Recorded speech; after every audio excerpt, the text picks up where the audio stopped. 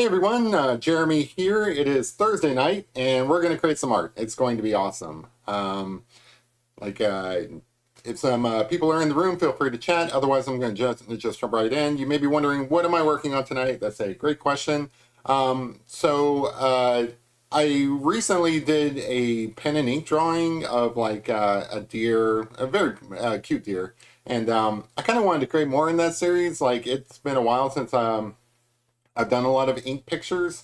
I commented when I was doing that I bought this set of ink pens that are really nice. I really like them, but I rarely ever use them. So I do want to get in the habit of doing some ink drawings, and I figure why not create this series of cute, adorable animals. So tonight we're working on a baby fox, and if you're into that, hopefully you'll watch and hang out in the chat. We already got Larry in here.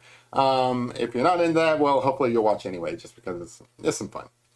So I'm going to jump right in and yeah, and take it from there. All right. So yeah. Hey, Larry, how's it going? Yeah, sorry. Kind of a last minute decision on what I was going to draw tonight. I was thinking about doing some more pastels. I'm looking at my pen, sorry, and seeing what size is there. Um, I was thinking about doing another pastel landscape picture, but I think I'm going to save that for Saturday and not work on that today. The thing is, I couldn't decide what kind of picture I wanted to do as a landscape. I kind of want to do a seascape, but also I wanted to do something either Kentucky related or something from my trip to New Mexico, because I took a lot of great pictures of the Rocky Mountains, and I thought one of those at least would make it a cool pastel landscape. So I'm gonna hold off on that until maybe Saturday, and tonight we're just gonna do this ink drawing because again I want to practice with ink, and tonight's the night. Hey, Kevin's in the house. Cool. How's it going, Kevin? So yeah, hopefully everybody's week is going good. I know that mine's been pretty busy, but not too bad. Looking forward to the weekend, but I'm not sure why. Like usually when the weekend rolls around, I have something planned. I don't have anything planned for this weekend. I just know that when I go to bed tonight and wake up tomorrow, it'll be Friday, and that's good. But I'm not 100% sure why it's good. We always mispronounce Kevin's name. I've called him Kevin. I've called him like yeah, he gets it all the time. So Kevin, that's a fun fact. It actually took me several months before I realized your name was even Kevin. I was pretty sure it was Kevin, but I'm sure you get that all the time. But yeah, I don't have any specific plans for this weekend. Last weekend, or maybe it was the weekend before, I did like a bonfire in my backyard, and I've got this tree. I was mentioning that we had some storms the other day, and a tree fell over. That was what I was doing last weekend. I was busy cleaning up that tree. So I got all this wood. I think I might burn that and just have another bonfire. Go out with a glass of whiskey, just chill out in the backyard. I don't know why, but on these ink pictures that I do, especially like these cute, adorable like animal pictures, I like to start with the nose. I don't know why. Aren't baby foxes called kits? That sounds familiar. I'm gonna go with yes until proven otherwise. That does sound familiar. Um, Baby fox called a kit. That rings a bell. I'm okay calling this a kit. Let's just do it. Yeah, I really don't know why I start with the nose, but like usually I start with eyes on things. But this this uh this is what kind of attracts me on these animals is like their nose. So you can see that it's kind of hard to see on camera, but I've got this really dark area here representing the base of the nose, but on the top it's really highlighted, but it's not completely highlighted. So you'll see I switched to this lighter pen and kind of pen in some of those areas that are a little bit darker than the other parts. That's really the secret to ink drawings, I think, is just kind of varying your lines because it is all line work. You can't come in here like you do with charcoal and just kind of smudge something, or you can't blend things together. You're kind of stuck just relying on lines, and this is the other reason why I enjoy doing these pictures from time to time. It's not my favorite thing. I would say, I mean, I like the pictures. I like how they turned out. This is the deer, by the way. This is the deer I did, which I think is cool. So I'm trying to, I have that nearby so I can kind of like make sure I copy the same style because I think that's a good style for it. I think the pictures turn out looking nice. It's just, they're a little more tedious, I think, than doing some of the other pictures. Like I enjoy doing some of the other pictures that just kind of move pretty quickly. You know, you're like working the whole picture at one time, just kind of being loose with it. These are more precise, and I both like and dislike that. So I like how it turns out. I think it's a great exercise. Like if there's anybody out there who is learning how to draw, I think it's a good exercise to learn to draw in ink, just because it's not something you can erase. Like once you throw down a line, you're kind of committed to it. And then it also gives you the opportunity of learning how to make values, just with like hatching and lines and so on. So that by itself is a skill worth learning, even if you don't use it all that often. So like say you do draw in charcoal or something like that, you might want, uh, like say you're doing a portrait of somebody in charcoal, you might want parts of their face to be like drawn in lines. Um, and because that's a cool style. So this is where you would learn how to do that. So like again with this eye isn't all black. It's partly I could probably do with the bigger pen. Let me put that one to the side and grab a slightly larger pen. Hey Rum Dog, how's it going? Yeah, so this eye here, it's not all black like maybe that deer one was. So again, I have to come in and just put in like these little lines to kind of give it kind of like this grayish value.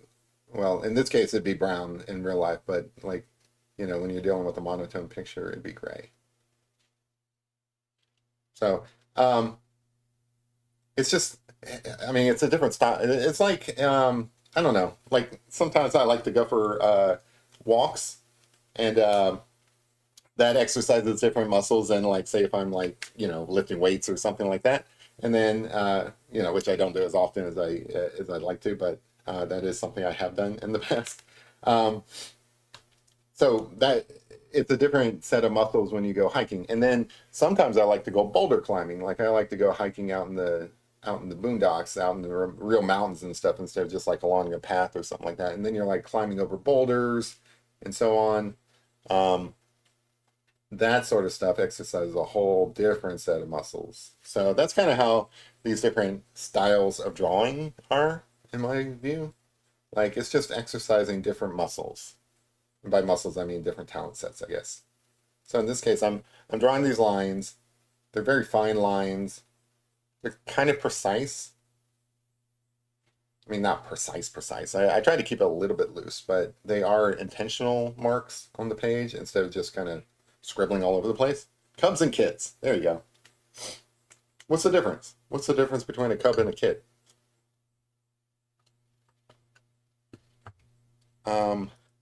Anyway, the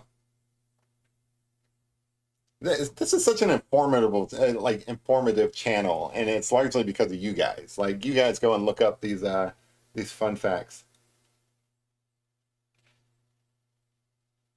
I was wondering where everybody was tonight, and I was thinking, yeah, you guys are watching the news. I know what's going on. Big news in the country right now. Probably not going to get into it, but it is. It's one of the things that people are glued to the TV. I know I was before I came in here. Understandable. Yeah, it's already starting to look cute. All right, so the challenge is I got to make the other eye, which look like this one. It's a little bit easier when it's all just one big black mass, like it was with the deer picture. But this guy's got a little bit of a variation in his face, his eyes. Hey Tom, how's it going, man? Appreciate you stopping in. We are drawing a baby cub or kit. I haven't learned yet what the difference is. We just call it baby fox. Bueno.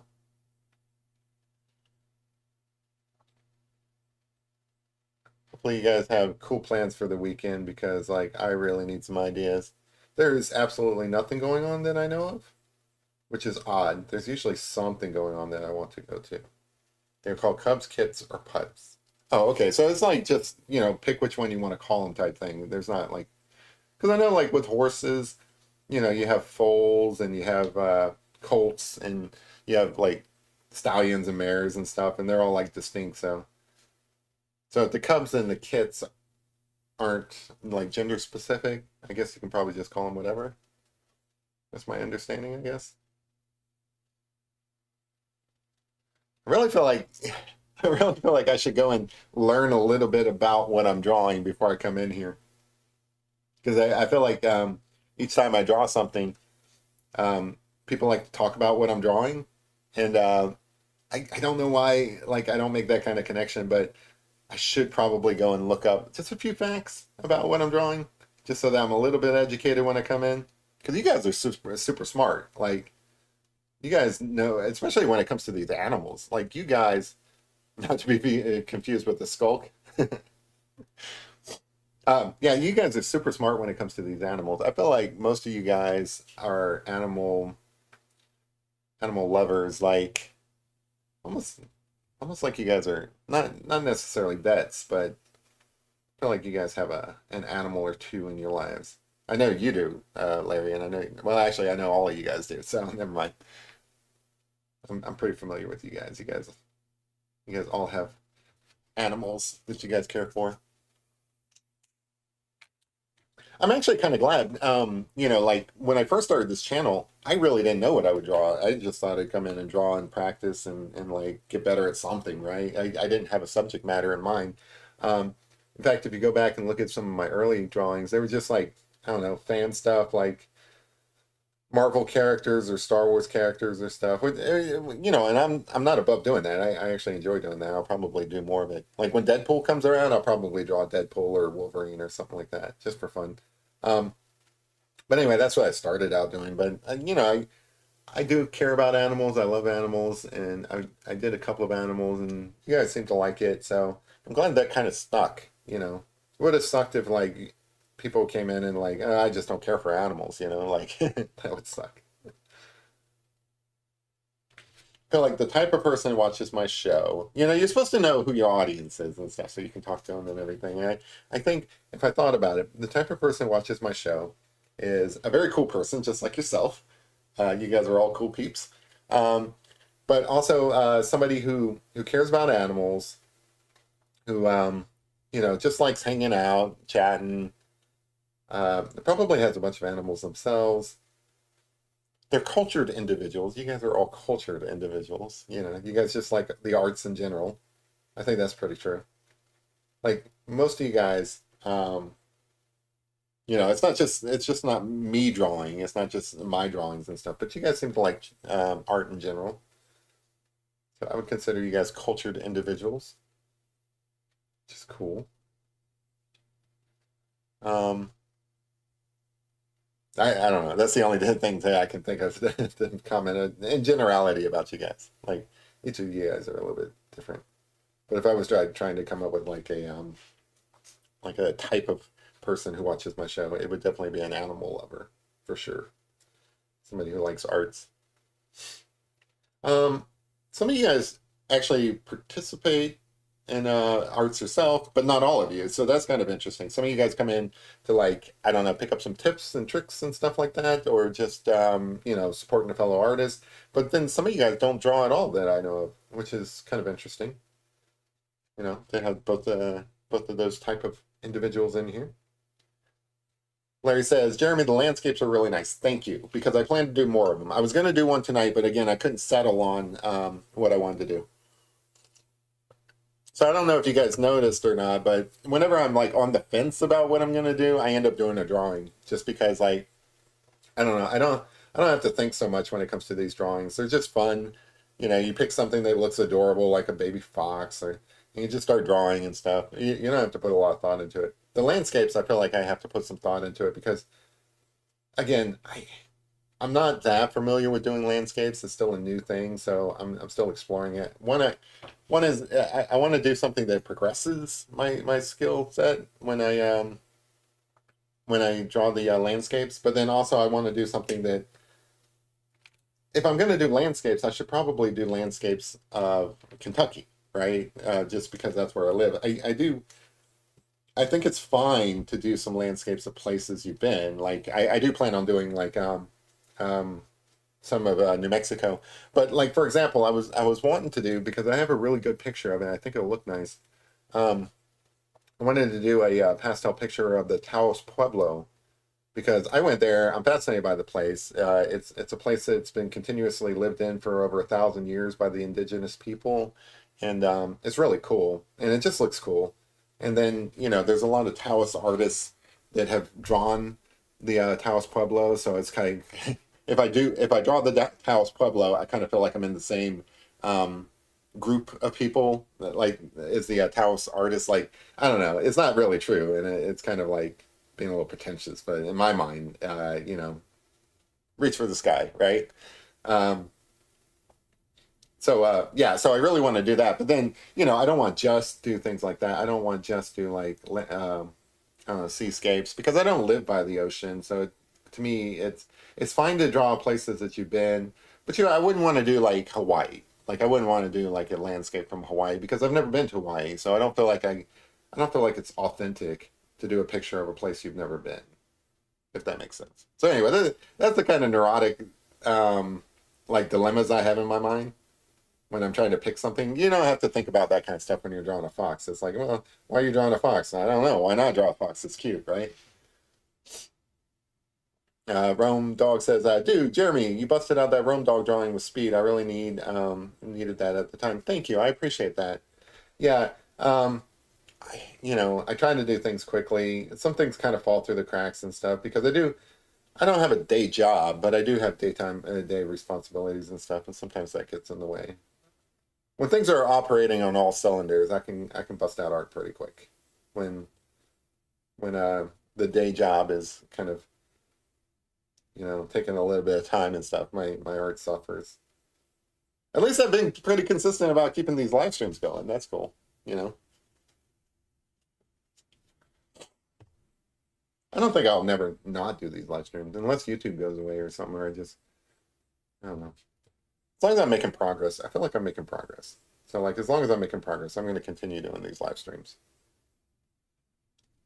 I like having something that I'm committed to doing.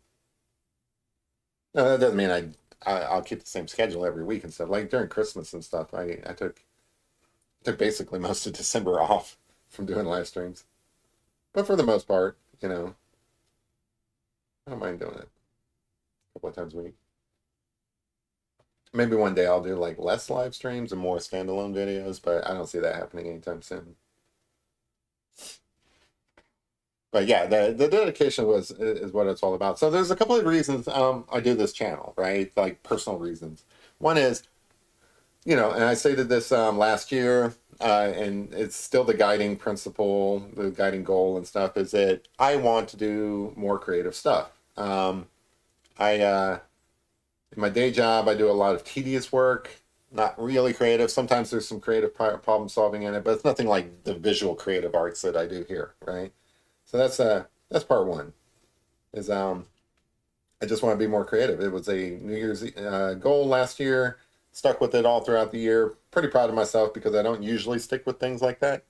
Um, and Man, this guy's already looking adorable. So these foxes have these like little black marks on the side. You can barely see this one, but this one right here really stands out. It's cute. Anyway, so that was my New Year's goal last year, and I stuck with it all throughout the year. So then going into this year, I kind of wanted it to be a little bit more than that. But then what I noticed is like while doing the whole want to be creative thing, I noticed that like there's other benefits. Okay, Larry, take your time, man. I'll be here. uh, when when I started doing art on like hey Total, um, when I started doing art on like a regular basis, I noticed other benefits, right? So like, you know, um, when you're doing art, you're solving problems, and I like that aspect of it. So I like to do art. So like, there's a list of things that reasons why I like to do art now. So I like to do art because um, it's a great way to develop problem solving skills, right? So you draw pictures, you are using your brain to solve problems. It's almost like if you're like as a hobby you work on puzzles, right? Which I do. I like working on puzzles. And most of the games that I play on my phone or whatever, they're all puzzle based, right? So I like puzzles. I'm not very good at them, but I like puzzles. So like that is something that you encounter when you're an artist drawing pictures all the time. Is you're constantly solving puzzles. So that's a good aspect to it. One of the other things I noticed, and this is one of the reasons why I try to keep to a schedule of Tuesdays, Thursdays, and every now and then Saturdays, because I found that the discipline of the structure of doing these regularly and stuff, that has enormous benefits as well. I look forward to it, like I look forward to Thursday night when I'm drawing a picture. I look forward to Tuesdays when I come back from a weekend and I've got so many things to talk about with you guys and everything. I look forward to these things. I look forward to hanging out with you guys on these days. So that's all like stuff I didn't imagine would happen. Like that's all stuff that was a surprise to me. I didn't know that these type of benefits were going to present themselves. It just as an aspect of like drawing pictures on YouTube. I get to meet people that I never would have met otherwise, like Rome Dog. I don't know you from real life. Tatal, I've never met you. Larry, I've never met you. Kevin, I know, yeah, from real life and stuff. But most of you guys, you know, I would probably never run into you guys otherwise. And you guys are all like really cool people. MJ is in the house. I would have never met MJ. So you guys are all really cool people that I wouldn't have met otherwise and stuff. So like, part of it is I like coming in and talking to you guys. Even though I do most of the talking myself, I do read back the comments and stuff like that. So like, MJ says, "Hi Jeremy, you're drawing a fox and that's great. I have a fox in my neighborhood. Awesome." There was a fox at the park a few years back, and I would see it all the time. It's not there now, but I came to think of the fox that I would see. So actually, the truth of it is, I would go for these walks. I would see the fox. I'd be like, "Oh, cool! I saw a fox." And then I'd come back like the next time, and I'd be like, "Oh, cool! I saw a fox again. That fox must live here." By the fourth time, I'm like, "Wow! I'm seeing this fox all the time. If I see it tomorrow, if I see the fox a fifth time, that fox is going to be my spirit animal." And then, sure enough, I did. So like, for I don't know if like I think my spirit animal now is a groundhog, but for a while there, it was a fox. So that's cool. If you see the fox all the time, might be your spirit animal. Yeah, Rum Dog says we're going to Haters in London. I haven't seen Hater in a while, but I hope he comes back because he's a pretty cool guy too. Yeah, you're all pretty cool in your own ways, and like I said, I would have never met you guys otherwise. So that's a good aspect of it. Get to meet people, talk to people from all over the world. Hey, Hater is from London, and although there's a couple of people I know from London, it's still not my normal cup of like I go out to the store or something. I'm not meeting from somebody from London. Well, that's not true. I actually know some people from around here that were originally from London. It's just not usual that I run into these people. If that makes sense. This fox is looking adorable already. All right. So anyway, there's a bunch of different reasons I do this channel, but I've said it before, and I'll keep saying it because it's so true. There's absolutely no downside to starting a YouTube channel and putting yourself out there. There's a lot of benefits. If you are wanting to learn to draw, I highly recommend. Like it, not everybody's into this. Like it is a bit of a struggle to get over like the shyness, things like that. I'm an introvert.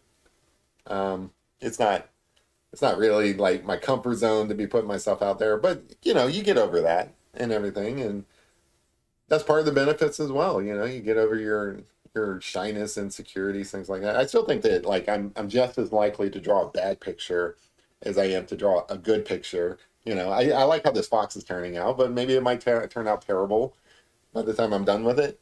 Some of my pictures do turn out bad, so like you have to get over that. You have to like just be like, well, whatever happens, happens. And once you get over all that stuff, you're fine. But anyway, my point is that all that stuff's good. You know, all that stuff is good for an aspiring artist. Like if you want to learn how to draw, start a channel, have people watch you draw and stuff. I mean, it sounds like it's a nightmare, and I guess you could probably say it that way, and you might be right. I don't know, but like once you get over all of that and stuff, there's a lot of benefits to it. Um, it it it keeps you wanting to do better. There you go. That's a good way to put it. I want to do better because I have an audience. You know, like if I was just drawing this for me and my dogs don't care what it looks like. But because you guys are here, I want to do a good job. If I was just drawing it myself and like you guys weren't around, and I do some scribbles and stuff when you guys aren't around. And guess what? I don't really care about those pictures. They go in the trash when they're done. Um, because you know, I'm not trying to make them look good. So that sort of accountability, I think, is good. You know, where because I have an audience, I want to do a better job. What's that line in that movie? As good as it gets. You make me want to be a better person. There you go. Dog says, I'm recording and drawing with. Nice. Made them out on a clipboard for my phone. Cool. Yeah, I've got a portable drawing pad that I was going to take out in the field, but I couldn't figure out how to do internet. It might be one of those things where I draw something and then bring it back and put it together on my computer.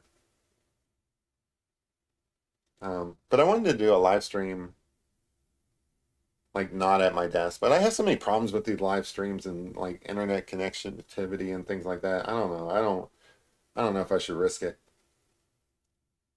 Like I feel like I should be able to do using my phone is like the internet source. I should be able to do a live stream from a horse farm, which I think would be an awesome stream to be drawing horses like plein air, as they call it. Um, but I think my internet would suck. I don't know. Maybe I can go to like, they have horse races around here. I haven't checked the schedule, but there's a place called Red Mile. They have horse racing there all the time. Maybe I can bring, maybe they have Wi-Fi there and I can bring my little portable drawing stuff and draw some horses in motion. That would be cool.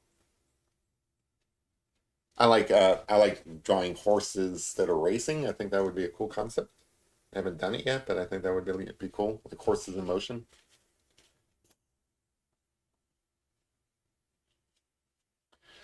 MJ, sorry, I missed this. MJ says foxes make incredibly frightening sounds. So I have to ask, what does a fox say? Oh, that song, man. That song was that was a while back too. That song. I think where does the fur end up here? I think it's like right around here. What kind of noises do they make? I don't know how you would type that out. I'm just kind of curious. So like I feel like they make like little like I don't know like I don't know like chittering noises. I don't know how to put it. It's not quite like a cat. It's so in my mind, and I don't really know. It's not like I've talked to a fox before, but in my mind, you know how like it's a bark mixed with a scream. No kidding. Like in my mind, so like when you see a cat and it's like chittering at a bird, that's what I thought foxes make. Like where they go, you know, something like that. I don't know. I can't do it. That was a bad. What like why even try? So barking noise. Mm. MJ says, Jeremy, I heard it outside my window and it sounded like a blood curdling scream. Wow. That sounds terrifying. How do you know it was a fox? Maybe it was a person. Maybe it was a chupacabra. I need to draw a chupacabra. All right, let me write a note. I need to draw a chupacabra. All right. I love chupacabras. I just like saying the word chupacabra. So they make a blood curdling scream. That's nuts. I'm gonna have to look that up. So what I think is a very cute drawing is actually triggering like nightmares for you. If so, I'm sorry. W says, yeah, seeing them scream. Oh, maybe I'm the only one that hasn't ever heard of a fox screaming. You thought it was a cougar. I don't know what a cougar sounds like either. And like I've never heard one in person. I think I've heard a non-screaming fox, like in a video or something like that. But oh wait, I have seen a video of a fox. Yeah, I guess okay, yeah. The barking bit, I don't know if they were screaming. Like it wasn't particularly loud what the thing was doing, but it did sound like it was in distress. Maybe I do know what you guys are talking about a little bit. So I wonder what a baby fox would sound like. You think that they would sound scary? This guy here, he just looks adorable. I can't picture him doing anything but I don't know, meowing like or just like a little puppy. I don't know what a baby fox says. So I'm using this fine line just to kind of get the edges in of these things because like some of the stuff will be more substantial, but some of it is like, you know, really light. So like the outside of these ears, it's basically white. So I don't want to go nuts with the lines for that. I just want them to be like really soft and suggestive because the fur itself is. Um, but other parts of it, I'm going to like ink in a little bit more um, substantially. There you go. That's a good word. I was going to say aggressively, like I'm going like, no, not aggressively. I'm just substantially. It's good to see you again, Davio. I haven't seen you in a while. I haven't seen you in Discord for a bit. How you been, man? You live in California too, right? Like I think that would be awesome to be out there.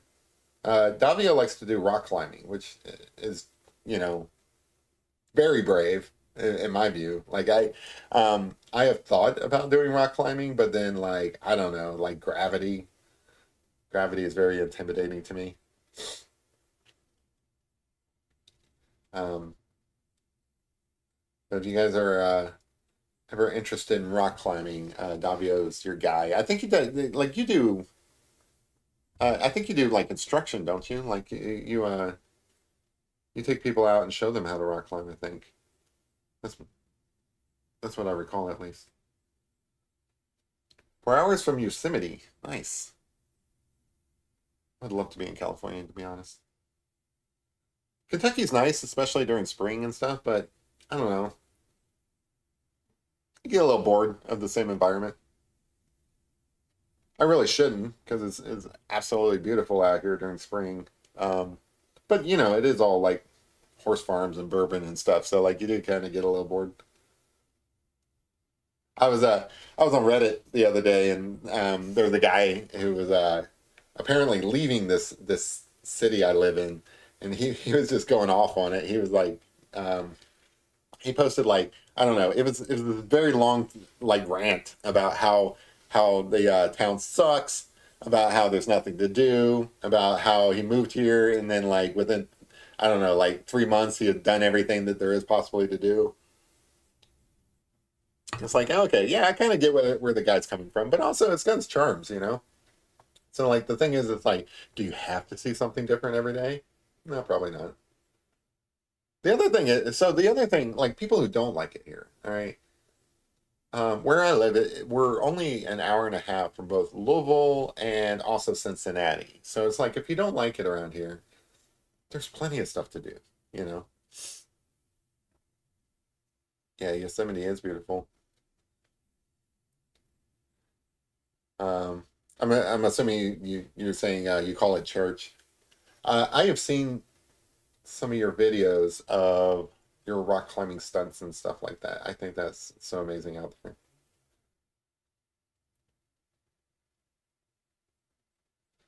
But I don't know. Thought he was a cool guy.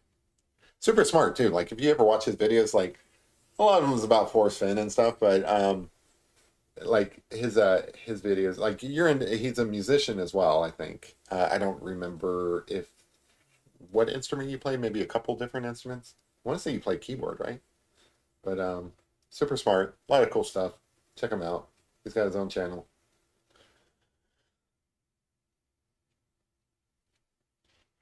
This guy's looking super cute. I love this guy. He's adorable. Again, still trying to get like the basics of where everything is in here with some light lines and stuff. I'll come back and darken this in as I work on this. Um, you might tell that I've got like allergies and stuff like that. That's how you know it's spring, or at least for me. There's got to be some sort of festival going on. I don't know why I'm so like stir crazy,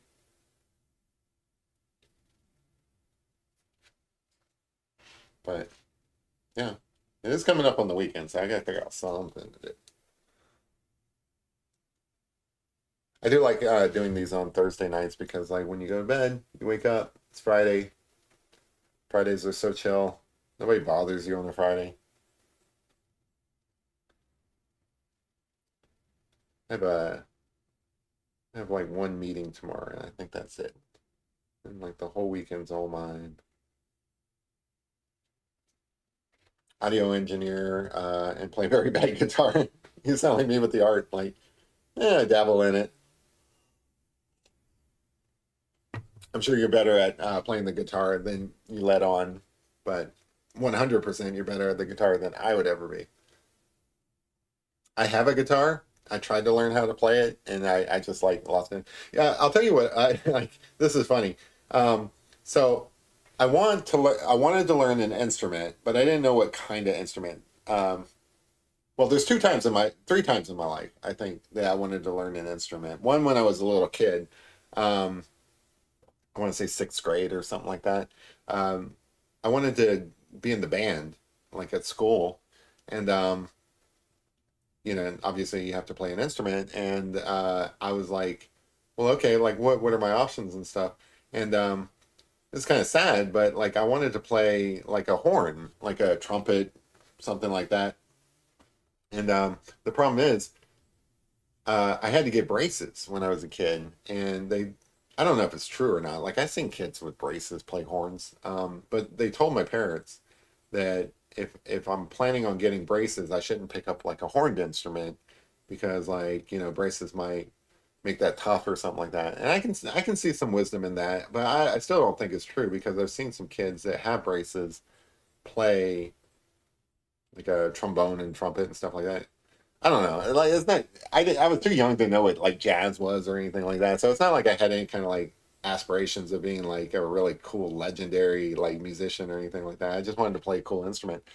Um, so anyway, that was out of the question. So then I'm like, I don't. What about like a saxophone? Because like in my mind, like little Jeremy in sixth grade was like, man, a saxophone. I would look cool playing a saxophone. That's gonna look great. Um, like the little 6-year-old me is like, I'm gonna get all the girls playing a saxophone because like all the guys on MTV, they play saxophone and all the women line up to see those guys. Um, that's what I had in my mind. Um, but I don't know if they told my parents that saxophones couldn't be played by somebody with braces, which I don't think is true at all because like it's not like a trumpet or something where it's pressed up against your mouth or your teeth.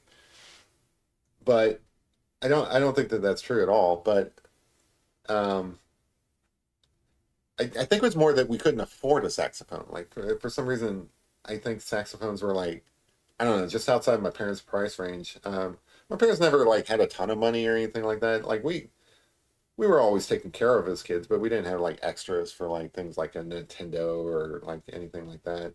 I wouldn't say we were like dirt poor, but we were definitely on the lower end of like you know middle class or whatever. My dad was in the military, and the military just doesn't pay very much. Um, but yeah, so I don't think we could afford the saxophone. Long story short, I ended up with the clarinet, and it's like as an adult, a clarinet isn't that bad, right? So like you have jazz musicians play a clarinet, and like if you went down to New Orleans or something like that, and you see somebody playing a clarinet, he's probably a cool guy. Um, like all of the stereotypes about somebody playing the clarinet don't really hold up, especially for like adults. Like I actually enjoy the clarinet. I think that the clarinet is a great instrument. But when you're in sixth grade and you're a dude and you're playing a clarinet, you get made fun of. You really do, and it's kind of sad. Maybe not anymore, but like at the time, only girls played the clarinet. Like I don't. I was the only dude playing a clarinet in my band at my school and stuff like that. Um, and I don't remember getting picked on a lot for it.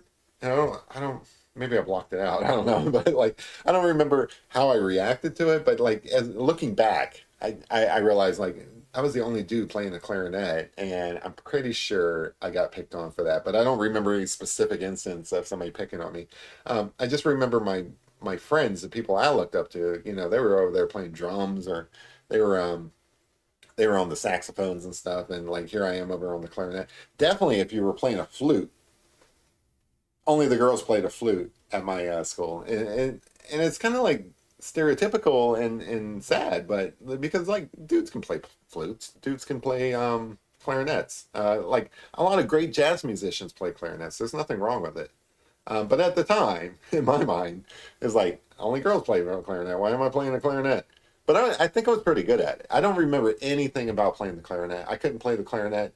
Um, Bass players were best. Nice. Um, I don't think I could play the clarinet today. I don't remember. I don't even remember how to read the sheet music. I mean, I don't know where I lost that skill, but I remember at the time I was okay at it. I mean, I'm not. I wouldn't say I was the best. I wouldn't say I was like a prodigy at playing the clarinet or anything like that. But I think it was okay at playing the clarinet. Like we did some concerts. I remember one for Christmas. Um, I remember, probably one for like July 4th or something. And I remember being able to play it and hold my own, and I was just as good as any other girl clarinet players. Um, but I can't for the life of me recall how to play that now. I think I can get the basics of it. Like I remember how to hold a clarinet. That's about it. And I probably can replace the reed in it and all that stuff. But I don't remember how to play the sheet music or read the sheet music or translate that to notes on the clarinet or any of that jazz. I don't remember any of that. Um, so that was the first time that I really wanted to play like an instrument. Um, and then I think like most guys do, I wanted to play the guitar. So I bought a guitar, or I somehow acquired a guitar. I don't know. I still have a guitar down in my basement. I don't know exactly where it came from. I maybe bought it secondhand. I maybe was given it. I don't remember. But anyway, I have a guitar. I just don't know how to play it. Um, I acquired the guitar and I'm like, man, I'm gonna learn how to play this guitar. It's gonna be awesome. And then I did absolutely nothing with it. I did nothing with the guitar. Um, Davia says guitarists pick their friends. Anyway, I thought it was going to be so. In my mind, I'm like, well, I had a rough time with the clarinet because I'm a dude and only girls play the clarinet. So I'm going to overcompensate by being a awesome rock star playing the guitar or something like that. I don't even know if I was trying to be a rock star. I just thought it'd be something to do. But I did absolutely nothing with it. I didn't take any lessons. I may have bought a book, but I doubt that. I don't think I did anything with the guitar. It just sat there, right? So that was the second time. The third time was, and I still want to do this. I wanted to learn the violin. All right, and I know like not a ton of guys play the violin. It's almost like a clarinet, uh, but I love the sound of a violin, and I don't care if guys play it or not. I love the violin. Um, and I think a lot of guys do play it. I'm just saying, perception wise. Plus, I'm a grown ass adult, so I don't care what people think anymore. Um, but I wanted to learn the violin, and this was like many years ago. I was asked like, "Well, what do you want for your birthday and stuff?" And I'm like, "Well, I'd like to learn how to play the violin. That would be kind of cool. Can I get a violin?" So I got a violin, and it was given to me as like a birthday gift. And I want to say this was a good 10 years ago. It's been a while, and I've had the violin ever since. And so I get the violin, and the first thing I do with it is I try to play it. Like anytime you get an instrument, you try to play it. And yeah, MJ likes the violin too. I love the violin. I love songs with the violin in it. I just love the violin. Like if you ever want to just relax, go listen. Call up YouTube and just type in like violin. It's beautiful. I like the street musician violinists. It's just awesome. I wish I could do what they do. So anyway, 10 years ago I got this violin, and I I did the same thing that anybody does when they first get an instrument. You just you don't take any lessons. You just pop it out of the box, and you're like, I'm gonna play this, and I'm gonna see what it sounds like. So I'm like, all right. So apparently I'm supposed to rosin up this bow and all that stuff. So I do that, and it's got this like amber kind of thing that you're supposed to take the bow across and everything, kind of like, I don't know, grease it up or whatever it is that you're doing. So I did all that, and I'm like, okay, I'm gonna play the violin out. I'm gonna be awesome at it, right? So I'm like, yeah, yeah. It was terrible. You want to talk about foxes like making a terrible sound? This thing made a terrible sound, like, I mean, cringy sound. And I'm like, oh man, this violin is broken. Like, there's no way that this violin is supposed to sound like this. It sounded horrible. Um, and I'm like, I get that I've never played the violin before, so it was probably me. But like, I refuse to believe it was all me. In my mind, it was that the violin was out of tune, which it probably was. The violin was definitely out of tune. So in my mind, I'm like, well, the violin's not broken, but it's just, it just needs to be tuned up, right? So I'm like, this violin will be perfect. I'll be perfect. I can play this violin as soon as it gets tuned up. So I'm like, I go looking for somebody who can tune it up because I don't know how. It never really occurred to me that I could just like YouTube it or something like that. Again, this was a while back. I'm not even sure. YouTube was a thing back then, but it was like, I don't know, it wasn't like foremost in my mind or something like that. Nowadays, I'm sure it'd probably be pretty easy to find a tutorial on tuning a violin. But anyway, I thought I'd go to a professional. So I found this music store, and I'm like, oh, these guys can tune my violin. That'd be awesome. So I tell the guy, like, look, can you tune my violin? And he's like, yeah, sure, I'll tune your violin and stuff. Why don't you come back? Why don't you come back in like 2 days, right? And I'm like, all right, I'll come back in 2 days. I don't know why it takes 2 days to tune my violin, and I'm pretty sure you can just like tune it right now. But anyway, he said, come back in 2 days. So I'm like, I'll come back in 2 days. So I come back in 2 days, and he's like, I haven't gotten to it yet. I'm like, what?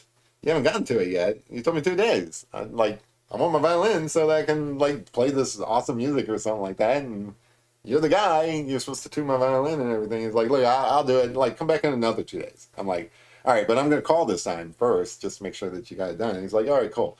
So I call him up, and he's like, I'm just doing it now, right? And I'm like, come on, man, I just want my violin tuned now.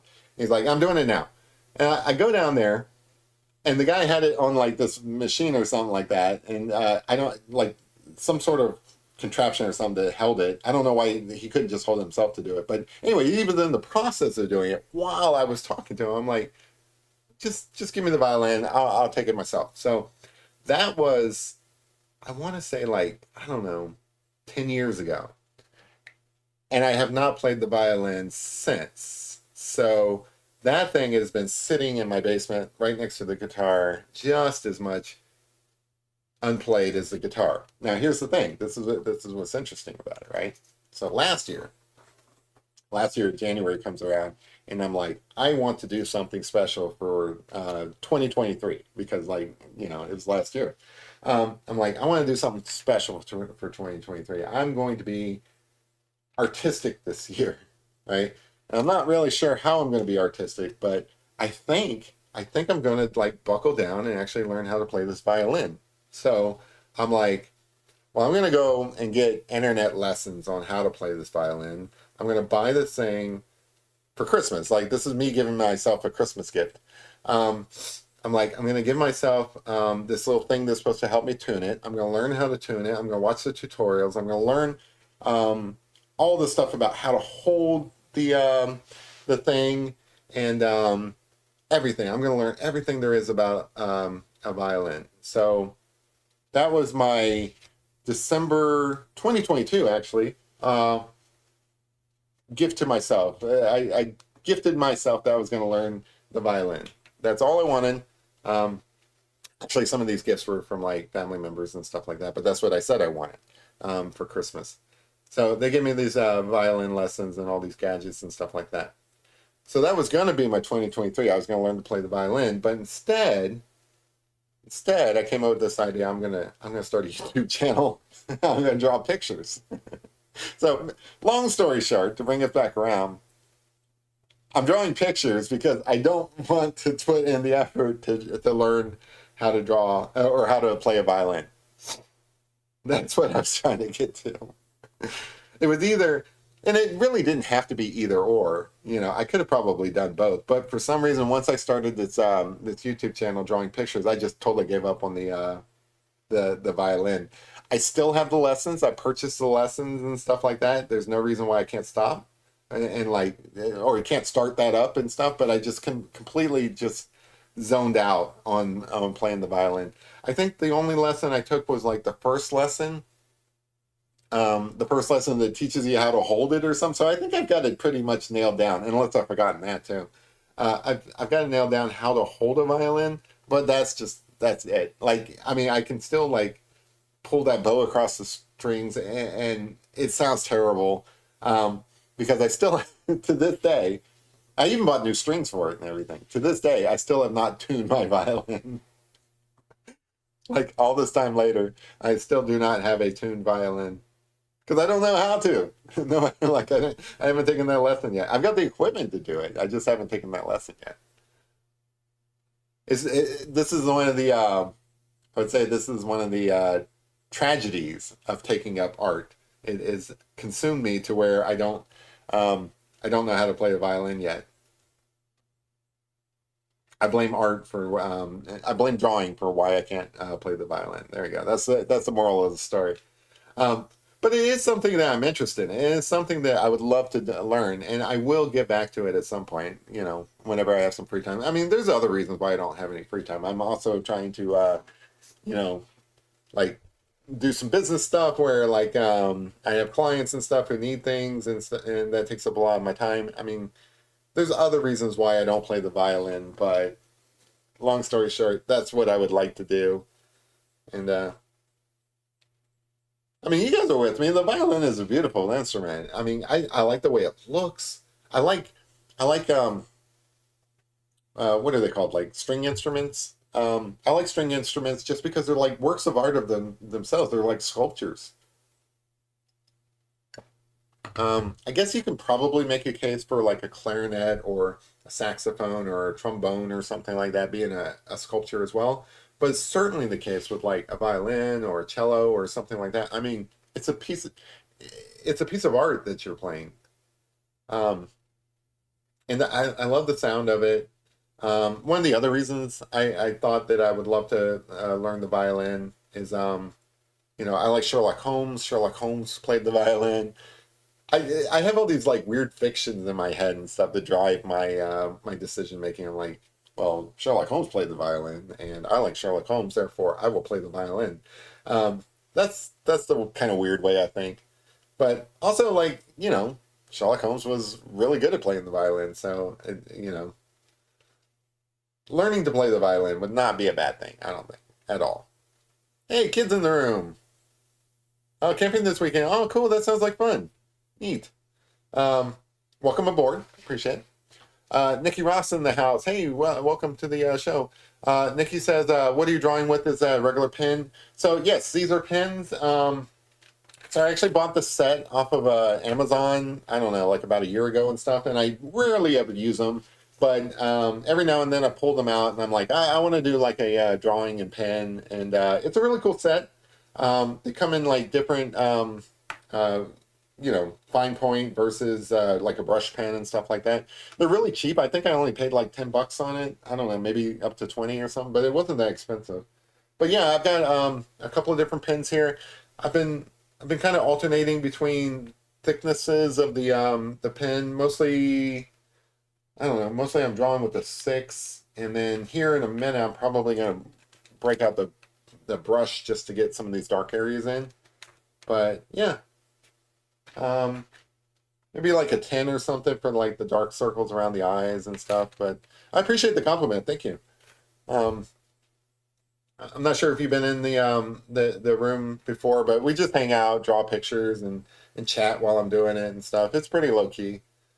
I do this every Tuesdays and Thursdays and sometimes Saturdays. Um, the thing is, I do like a bunch of different mediums, so like you're not always going to see me working with ink. Sometimes I do pastels, and sometimes I even paint and coffee and stuff. I'm kind of all over the place. I'm a self-taught artist who's still learning, so I like to experiment a lot. But yeah, we just hang out, chat about violins and stuff. Davia says, Fox, Foxy Lady, soundtrack rolling in my background. Yeah, I can see that. And then when you say Foxy Lady, now I'm thinking Wayne's World. So that's what's stuck in my head. Appreciate it. I'm thinking about Wayne's World. It's been a while since I've seen that. But I think this guy looks pretty cute. So I'm going to switch to the brush here and try to get some of this dark area in. So this area, this ear here, is like there is a lot of shadow. So I try to be kind of loose with the brush. I'm more precise with the fine point pens. But when it comes to the brush, I kind of just like want to make some quick marks and stuff, make it look kind of loose. Which is challenging because like you can't erase. I mean, you can kind of cover it up with some white gel pen. I got that and stuff, but it's kind of tough. But you can't really erase with the ink, so you have to be a little bit careful.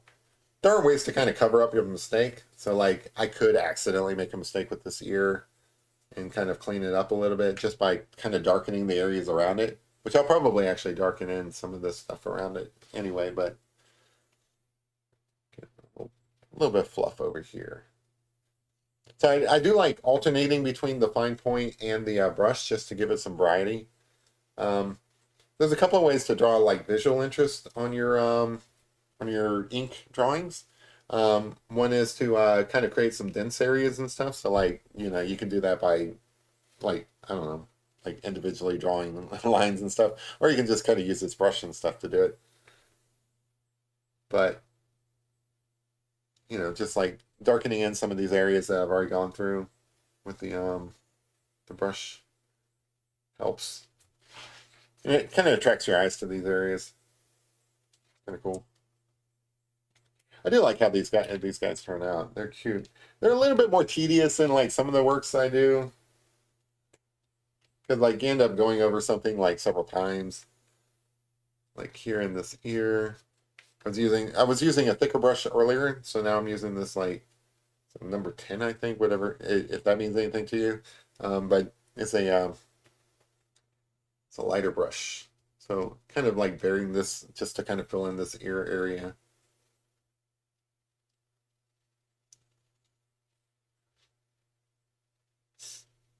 Yeah, it is a pretty chill chat. Most of the people in here, like not most of the people, all of the people in here, all the people in here are awesome. Like I never seem to have a problem. Like one of these days, I'm sure somebody's going to come in here and just kind of be an asshole or whatever, and I'm going to have to boot them. But that hasn't happened yet, and I don't anticipate it happening with this group, just because everybody's pretty cool.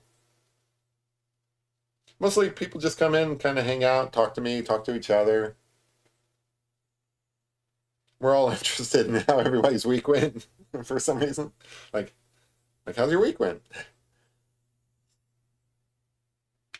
But Thursdays are always great because like we're all like just basically looking forward to the weekend. Living for the weekend, as they say. Kind of a little bit lighter on this one.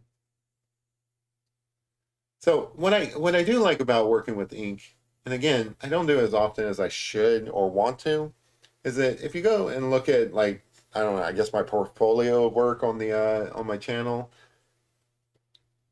a lot of the stuff I do is very very loose and it's very very rough and stuff, and I kind of like that style. I like I call them messy artworks and stuff, like especially with the charcoal and the pastel and stuff. I just like to get messy with it.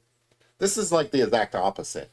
So it's almost like if you looked at my work, like two pieces of my work, you might come to the conclusion that they're done by different artists and stuff, which I find fascinating myself because like sometimes when I look at other people's work, I do like to say I don't know, like one of my I mean the ink artist that you guys might know is Alan Polt.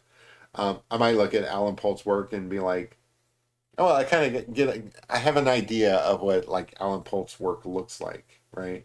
And then to see something that he did, I don't know, in like oils or something like that, I'm like, wow, that's kind of interesting that that doesn't look like it's done by the same artist.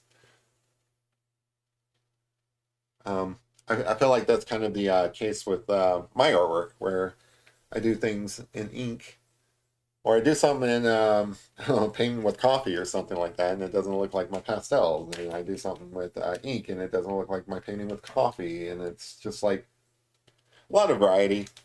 I wouldn't say that's necessarily good. Like I think I think part of your job as an artist is to kind of develop expectations for your work.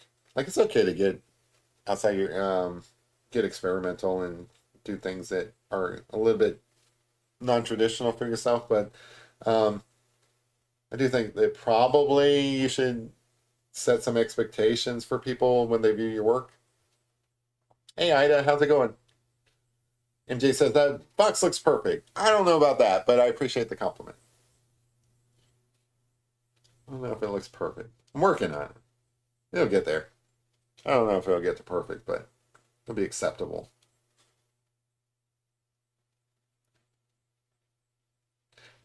I mean, I honestly don't know why I don't do more ink drawings because I always enjoy it. It's so much fun, and I do like the effect. I do feel like when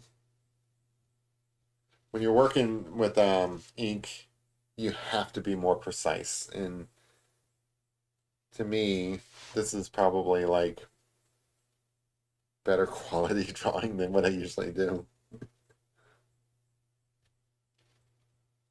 Like I have a lot of fun with my drawing. That's all I can say about it. Like sometimes I make a mess, but I have a lot of fun doing it. I like the tails on the fox. They're gorgeous. Like unfortunately, the tail is like down here. I wouldn't actually see it, but yeah, I completely agree. So you said you have a fox in your yard. Like have you named it? Like how often does it come around? Is it like permanent? Like I said, I used to see this fox in this at the park I walk in all the time, and it's so nice to see him like on a basically on a daily basis. And then like one day I just come through and he's gone, and he would pop his head up out of this hole and just kind of like just look around and stuff like that. So there was like an adult fox that was running around, but there was also a baby fox that would pop his head out of a hole, and that both of them just disappeared one day. And I think it's because they like mowed the grass there, and I don't know. I think that they just kind of like they just packed up and moved on essentially, but which is kind of sad. But um, I think a groundhog moved into like the foxhole. Like I'm pretty sure I know where this fox lived, and nowadays when you walk by there, every now and then you'll see like this like groundhog poking its head out, which is still kind of cool. I like to see all kinds of wildlife, but it's kind of sad because I know that the former resident was this fox. Foxes are just adorable. That was my only requirement tonight. I want to draw something adorable. We don't have time. Okay, we're only like an hour into it. That's cool. Sometimes I worry that like I get lost in conversation or something like that and lose track of time. I think we're doing great. Oh, glad you're feeling better, MJ. MJ says the fox lives in a den by the railroad tracks, and Sharon, my neighbor, has lost many chickens. Oh, that's the bad kind of fox. So yeah, foxes are notorious for getting in the hen house. It's like their whole thing that they're known for. Why do foxes like mess with chickens? It doesn't make any sense. Like, go for the chicken eggs or something. Like these guys are too cute to be like dangerous, you know? They shouldn't be dangerous.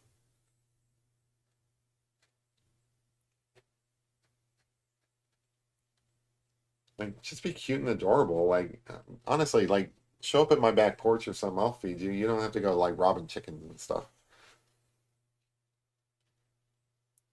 The fox is eating the chickens. Oh no. Sounds terrible. Not this fox though. This fox is adorable. This fox couldn't harm a fly.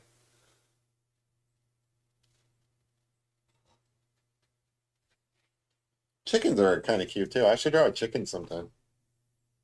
Like I should do a chicken in pastel. That would be kind of cool with like the colors and stuff. That'd be neat. Ida says the fox you're drawing looks pretty innocent. No chicken blood on that guy's paws for sure. Yeah, this is still a baby fox. This baby fox has never done anything bad. He's too cute.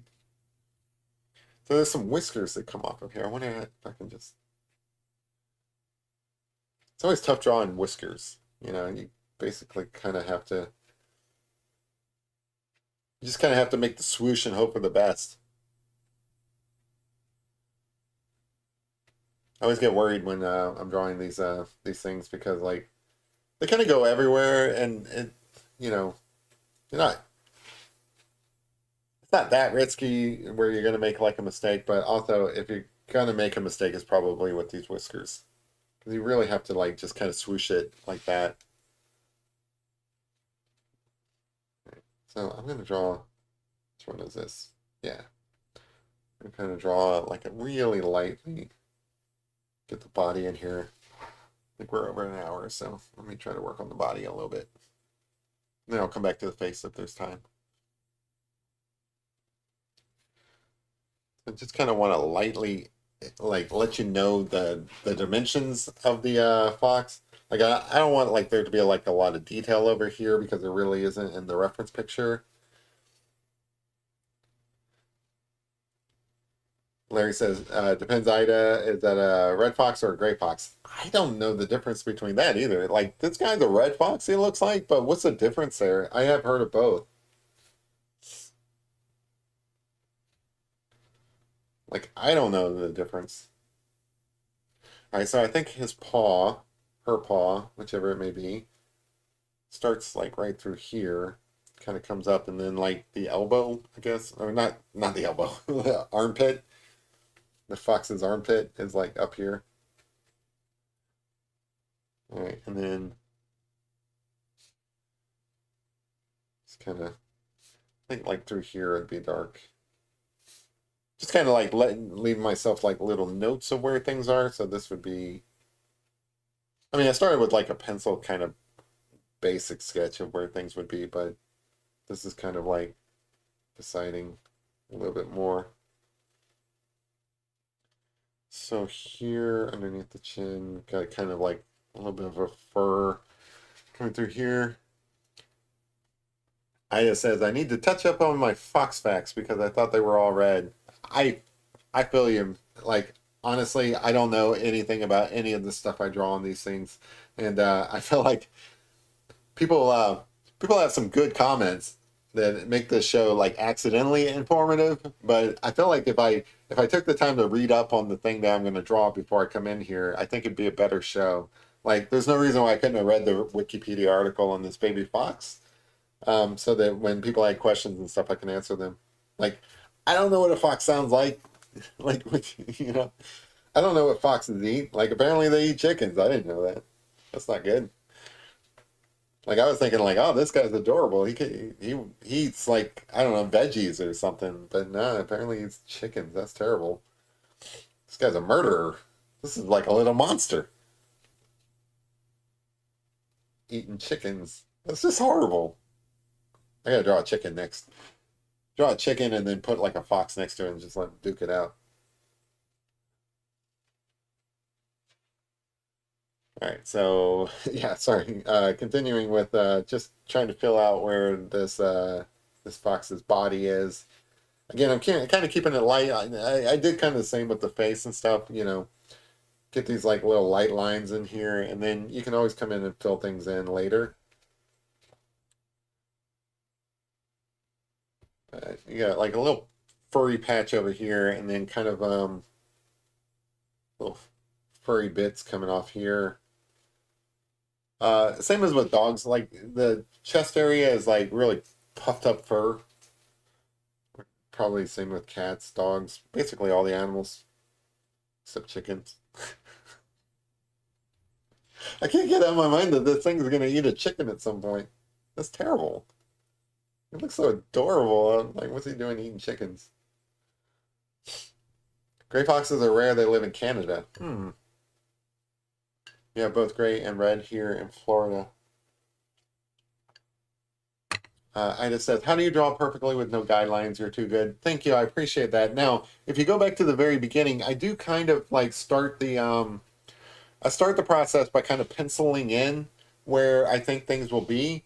I don't always do that. Like you've seen enough shows where I don't always start with guidelines, but whenever I'm working on something precise like this, I will pencil it in first. Now, I didn't do that too much. Like these like little marks here are like what I did with pencils, just little etches and stuff to kind of like tell me where things are. I do that in pencil when I'm doing these ink ones, just subtly because I don't want the pencil marks to show through. So I don't really like overdo it. But the other thing is, I do kind of want to use a pencil because then I kind of get an idea of where things are before I commit the ink to it. So I'll come in, let's see, I don't have a pencil in front of me, but I'll come in and I'll put like a little mark or something just to tell, I'll put like a little mark just to tell me where the eye is. Now, I'm not going to fully draw the eye in pencil. I mean, I could, but I'm not going to do that just because I don't want all that pencil stuff showing up in the final stuff.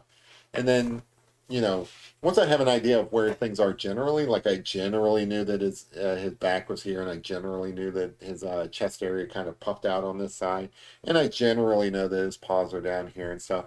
Then I can come in with ink, and then you see what I'm doing here. I'm just kind of like quickly, just kind of sketching through it and stuff. And this is where you can end up making a mistake, but also I don't know, like it's really tough because like there's no science to it. It's like you just have to just like I'm gonna take this brush, just gonna make a mark, right? Did I screw up? I don't know. Like I made another mark. Is that fine? I don't know. Let me make another mark. And that's basically what it is. And I just do it really quickly, right?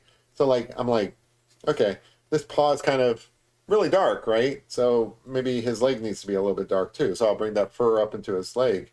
And I'm like, I don't know, maybe I'm getting a little too far out to the side, so let me bring it in a little bit. Now that looks too close in, so let me bring it back out. Is this fur too long here? No, it's kind of short and stuff. This is all good.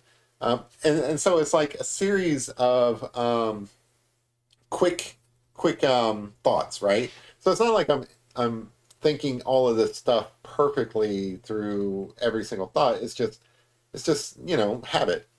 It's like when you write your name and stuff. It's like when you first started writing your name, you probably put a lot of thought into it, but then eventually it just became something natural that you do. I I think anybody can learn to draw, and it's basically that. It's like it's a series of like little intentional things that eventually become subconscious over time. But it's still the same thing, you know. I am subconsciously drawing in all these different marks, and I'm doing it a lot looser than maybe if I was seriously thinking about it. But it's still the same process. I think it's hard to explain. It really is hard to explain. Um, Ida says, I love how free your art is. Very fun. I need to make more of that type of art. I honestly, I need to make more of that type of art. The loose sketches and drawings and stuff that I do, I wish it was more looser because this type of style of art that I like is like the very loose painting, the very loose drawing, and so on. I like that painterly look of things. It's something I'm getting better at, but it's still something I struggle with. So you're not alone, Ida. Like even somebody my age, we struggle with this stuff as well. Um, and I think that over time it just gets better. Certainly, I've gotten better over time. It just becomes like the more practice you put into it. I genuinely believe this that anybody who applies time in learning this stuff will get good at it. Like even if you don't have like a lot of innate skill, I don't even. I mean, some people probably are predisposed to drawing better than others, but I don't think it's one of those things where it's not. Um, Artistic skill is learned skill. I believe that. I think it's something that you acquire. Somebody somebody had a comment in there about drawing a flag. I was going to respond to that, but now it's gone. Oh well. I don't mind drawing like a flag. Anyway, um, yeah, it's something that you just pick up over time, and it's still something I'm like working with too. Like I don't know, like you can go through all my my pictures, they're not all consistent. Like some of them are better than others, and some of them I struggle with. It's just it's just the way it is, and it's that constant back and forth struggle. I don't think anybody ever gets over that. Um, the more time you spend with it, the more it becomes muscle memory, and it becomes like less cumbersome and less conscious. And I think that that's a big thing. You have to like get your mind out of it and just like let the the scribble device do the scribbling, right?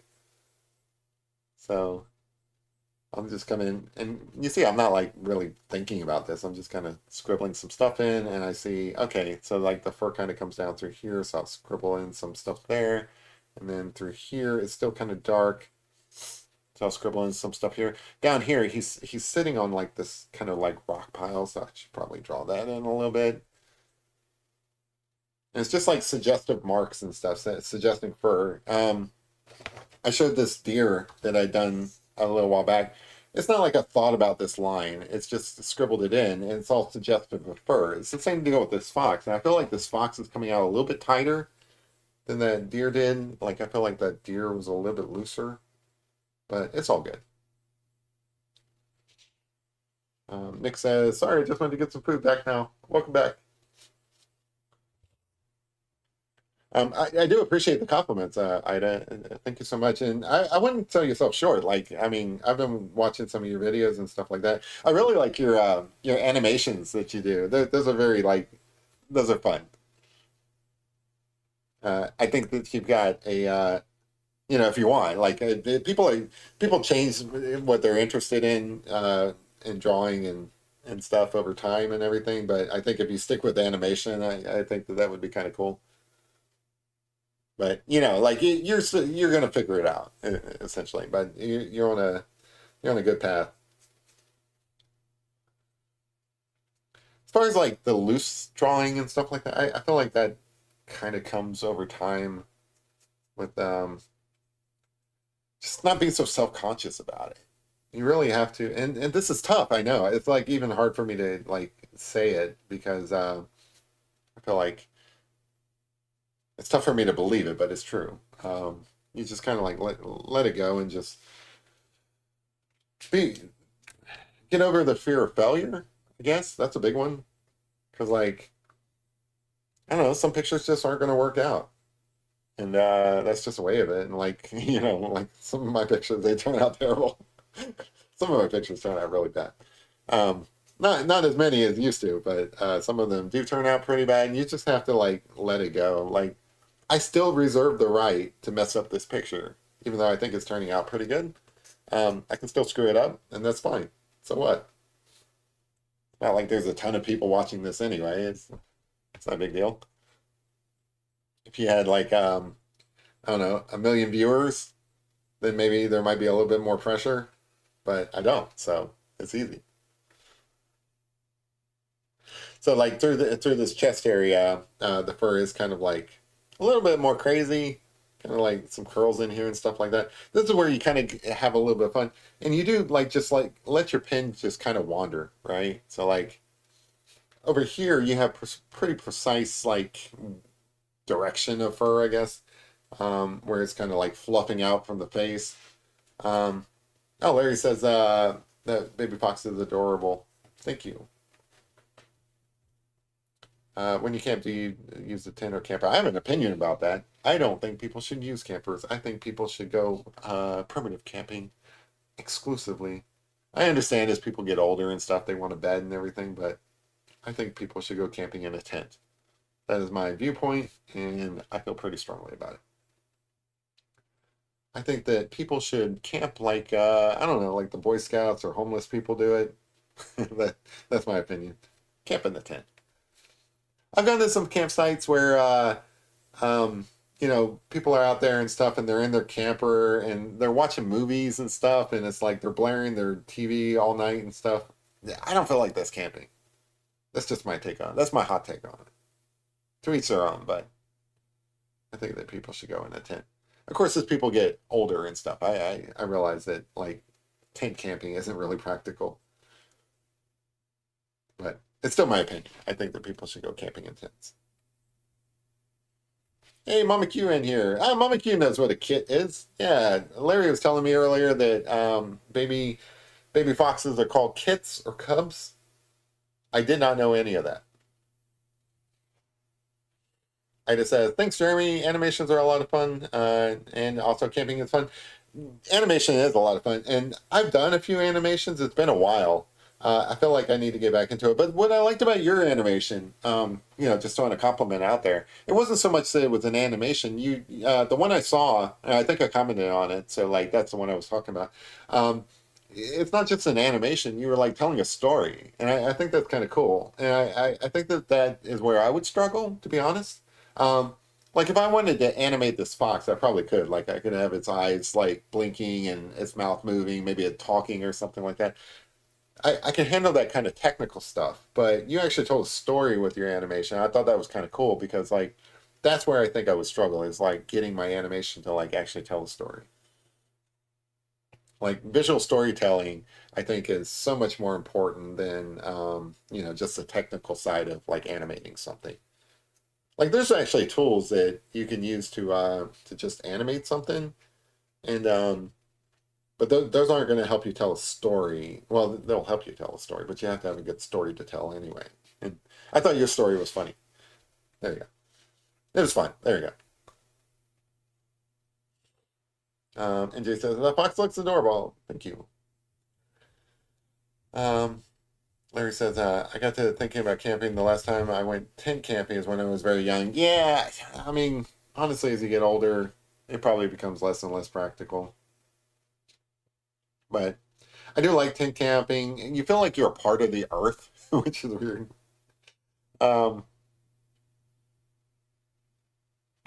yeah. Mostly it's I don't like campgrounds. I don't like going to like commercial like KOA campgrounds we have in the US. I don't like those. I've been at a couple, and it just feels like people are just, and I get it, they're out having fun with their family and stuff like that, but they just blare their movies and stuff so loud all night and everything. I'm like, how's this communing with nature and stuff? I don't know. Maybe I'm a snob. Maybe I'm a camping snob. Mama Q says some lady came up with all of those baby animal names and they stuck. What a cool job! And they use the term random loosely. She was an animal expert for all I know. Oh, that's cool. Rum Dog's back. Neat.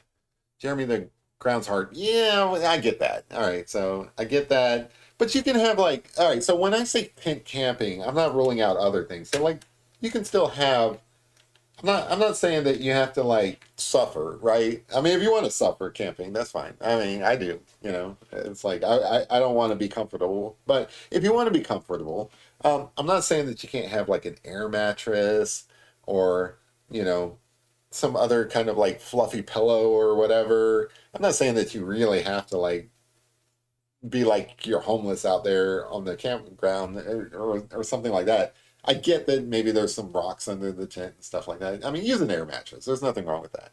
I'm just saying. I'm just saying. I'm just saying. Don't watch a movie all night. Enjoy the nature. Enjoy. Listen to the crickets. Listen to like the cicadas. Listen to all the neat little sounds and stuff that come out at night. Listen for bears. Maybe there's a bear that's going to come and eat you while you're watching that movie. That's no good. Um, that's all I'm saying. Just enjoy the nature. That's all. We like the quiet campgrounds with all the frills. I like that too.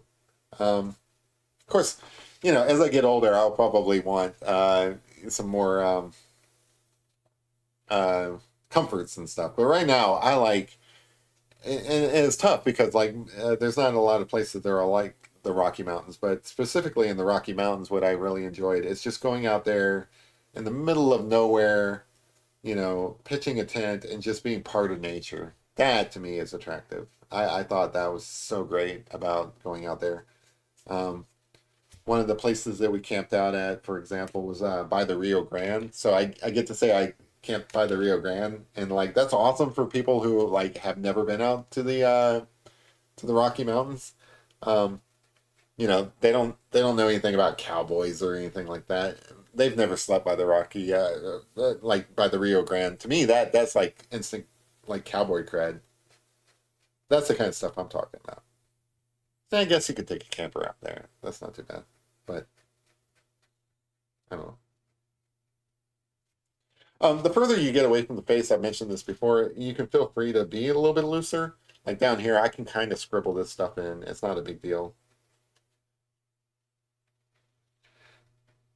Um, but the thing is, you're still doing all the same things that you would do if it was a charcoal picture. You just don't have the luxury of blending out or like smudging in things and stuff like that. So when you create tonal value, so like here in the chest, it gets a little bit darker at the bottom. So like down here, like it gets really dark in these areas and stuff, but it kind of gets dark down here as well, but not as dark. So you got this really dark area, and then you got this not so dark area. So how do you make the not so dark area not so dark? Well, you kind of just scribble in lines, and you kind of want to follow the flow of the fur, but you're also just scribbling in lines. You're not doing the big brush stuff, and you can probably vary that up. Like that was a 6. I don't usually pay attention to the numbers. I just kind of like guess at the thing. So that one's a 6. This one's an 8.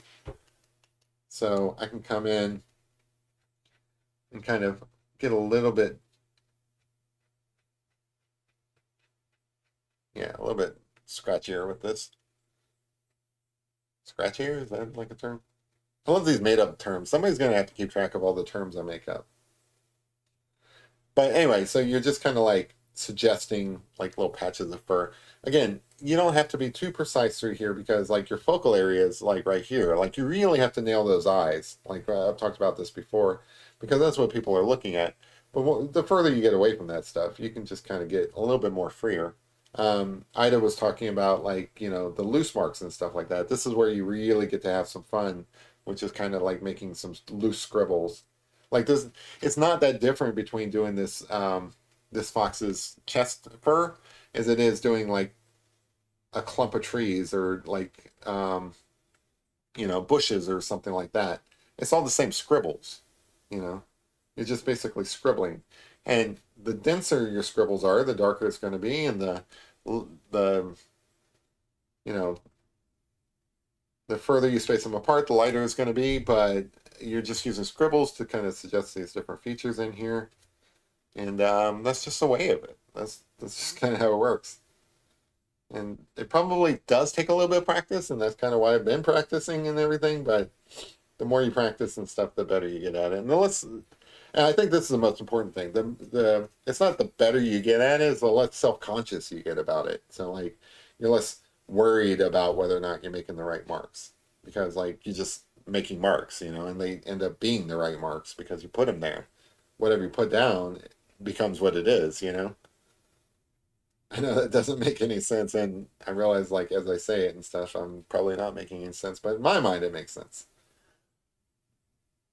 Like you can't go wrong because the marks you're making are the marks that are supposed to be there. The marks that you make are the marks that are there.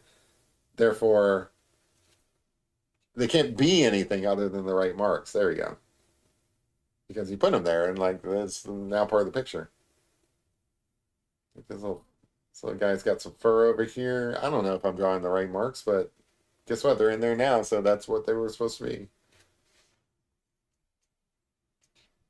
I think it looks cute.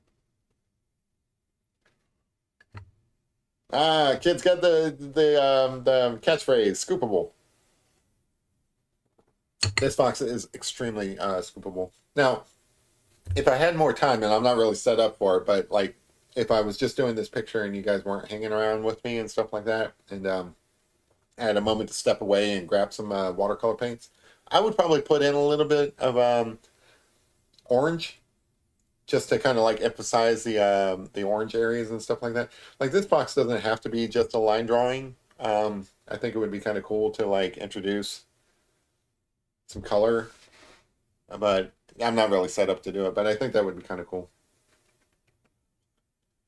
And then at this point, we're like an hour and a half into it. I'm trying to like kind of wrap some of this stuff up. You're looking at you're looking at your reference picture and you're looking back at your picture and you're like, oh, okay, so through here it kind of looks a little sparse. And in my reference picture, there's a lot more value through this neck. Like it really gets like dark and fluffy through here. Not fluffy, but matted. I would consider this fluffy and this matted, like kind of like, I don't know, bushy. There we go. um, it makes sense. It's such a gift. I'm not sure. Oh, okay. What I was talking about with the art stuff. Yeah, sometimes I forget what I was talking about. Thanks. I appreciate that. Um, yeah, so like through here, it kind of looks a little bit kind of like rough. And you can you can see the marks I'm making are a little bit different. So up here, I'm making like these like long marks and stuff because that's where the fur is and stuff. Through here is kind of like just kind of matted and stuff. You just make slightly different marks. I guess they should kind of pull down as well. But I do like this style of art, honestly. Like working with pen, I should really do this more. Like this is the whole reason I bought these pens. This is like this is like the story I was telling about the violin. I buy something, I put it to the side, I never use it, and then once I come back to it, I'm like, oh, this is the greatest thing in the world. I feel like that's how it would be with that violin. You know, once I learn to play the violin, I'm gonna play it on this channel, and you guys are gonna be like, "Oh, Jeremy, you're the best violin player ever." I don't know how that's gonna happen though, because like the last time I pulled that bow across the strings, it just sounded terrible. Um, if I remember to, at some point, I'll bring the violin out and I'll like actually play a little bit just to let you guys hear how bad it sounds. The thing is, I have the equipment, and obviously I can YouTube a tutorial on how to tune it. I just, I just haven't gotten to it yet. It's like low on my priority list. Again, it was either I'm going to learn to play the violin or I'm going to draw more, and you see which one won out. Now, I'm not saying it's bad. I just kind of feel like I want to take back up the violin as well. He is an adorable guy. Nick says, the fox's eyes look so lively. Thank you. I appreciate that. All right, so like I said, this down here is like some rocks. So like again, it's the same principle as doing fur as doing rocks and stuff. So like you got some areas that are kind of like, you know, got some shadows through here and stuff. Got the rock kind of. You just kind of loosely scribble this stuff in. Again, you can stress this stuff, but like I feel like stressing this stuff, like trying to make the lines perfect and stuff, is where people end up screwing themselves up. Like if you just kind of like, I mean, I could close my eyes and probably like scribble this stuff in. So I'm like, got my eyes closed. Yeah. So I mean, just like, was it? You guys have all seen Star Wars. Even the young people in the room, you've seen Star Wars. So like that scene where he's going down the trench and Obi-Wan's like, let go of your conscious self and use the force and stuff. That's the only way Luke is able to blow up the Death Star. That's what you got to do with these scribbles. You just got to like just let go where, whatever you think you're drawing, you're just making like little scribbles. It's almost like signing your name. Like try signing your name a bunch of little times, like really small and stuff. Also, oh, here's a oh, this is an excellent tip. I just thought of this. If you want to learn how to draw in ink, um, and you want to get comfortable making these like little scribbles and stuff. If you want to get comfortable doing all that, practice signing your name really small. Like I write really small sometimes. Like I am going to write.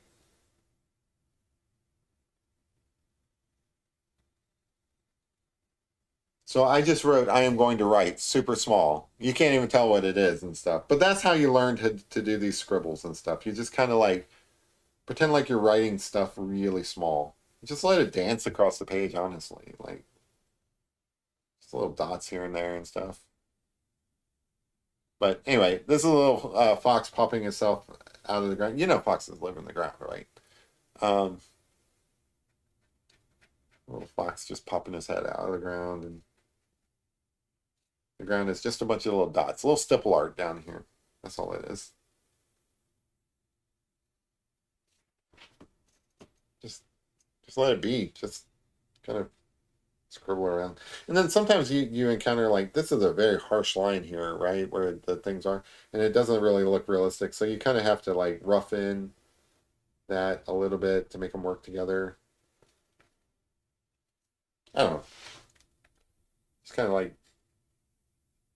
just have fun with it, I guess. Ida says, when I was little, my dad got me to watch some Star Wars. That sounds like a great dad there, making his daughter watch Star Wars. That's great. I had no idea what was going through on the whole movie. Oh, come on. Star Wars is awesome. What's not that? Like, how's it? How can you not follow along with Star Wars? Like, there's not much going on, especially like, okay, so like if you're talking about like the original Star Wars, like the Star Wars, the first Star Wars trilogy, it's basically go to the Death Star, save the princess, and then that's it. It's basically a rescue mission, like save the princess. It's not like it's like Super Mario or something like that. It's pretty straightforward. And then okay, so like the Star Wars prequels, like Phantom Menace through Revenge of the Sith and stuff, those are a little bit complicated. Those are dealing with I don't know, some like political struggles and stuff with like I don't know, star systems and how things kind of like led to a rebellion and stuff. That stuff's a little bit difficult to follow, I would say. But the original Star Wars, it's pretty straightforward. It's just an adventure movie. It's fun. It's not for everyone, but I don't know. I like Star Wars. Hmm. Pretty much a big fan of Star Wars. Like whatever Disney puts out with Star Wars, I will watch it. Like I love The Mandalorian. I love Baby Yoda. They're supposed to have Baby Yoda in a movie at some point. I'm really super looking forward to that. That's gonna be awesome. I like some of the animations as well. Like I don't know what the current shows are and stuff, but like I used to watch Clone Wars. That was pretty good. The Bad Batch is pretty good.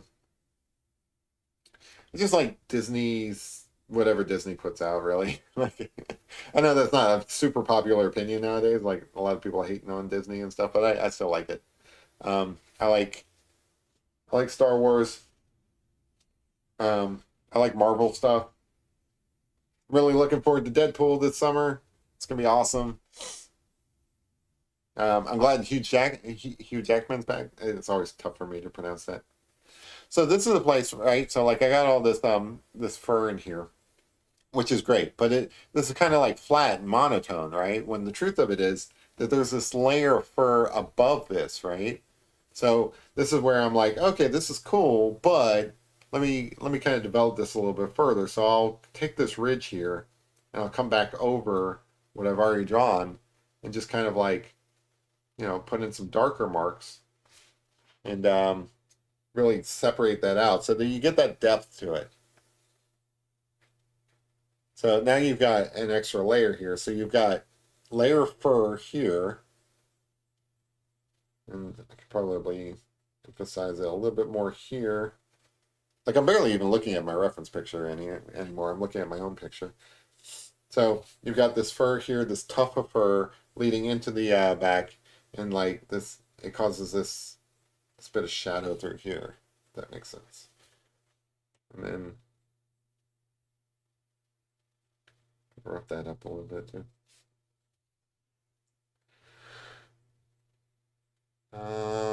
Popsicles are cold. They are popping. They are cold. What are you guys talking about?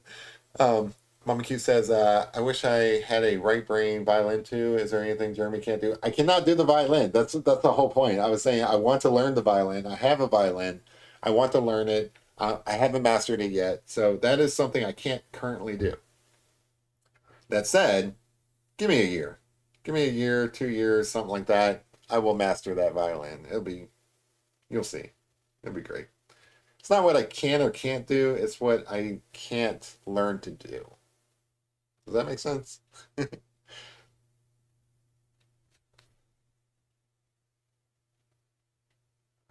Yeah, I mean, I don't know how to play the violin yet, but I will one day. All right, so let's do this brush. Goes through here. And notice how like I vary between like the lengths of my marks and stuff like that. This area through here, just kind of want to create these like long marks. It's tough. It really is. Like you have to practice with this stuff to feel comfortable with it. But once you feel comfortable with it, it's like, you know, did I make a mistake here? It's hard to tell, right? But it is what it is now, and it's like now now it's part of the picture. So can't really call it a mistake, if that makes sense.